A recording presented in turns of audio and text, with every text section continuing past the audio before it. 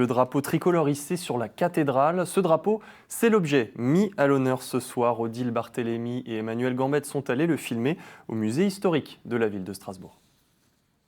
Il y a 80 ans, cet étendard tricolore, marqué d'une croix de Lorraine au charbon de bois d'ailleurs, se dresse sur la cathédrale. Nous sommes le 23 novembre 1944.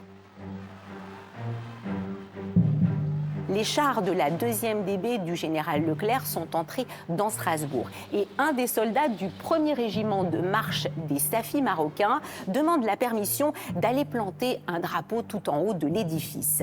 Maurice Lebrun veut honorer le serment de Koufra. Ouvrez les guillemets, jurer de ne déposer les armes que lorsque nos couleurs, nos belles couleurs, flotteront sur la cathédrale de Strasbourg. Mais faut-il encore en trouver un de drapeau? Alors le jeune conducteur de char de 23 ans se rue sur une commerçante, Émilienne Lorenz. La charcutière de la place Saint-Étienne va confectionner ce drapeau à la hâte. Elle prend un de ses tabliers qu'elle peint en bleu. Le blanc, c'est un drap de lit. Et pour le rouge, un morceau d'une bannière nazie fera l'affaire.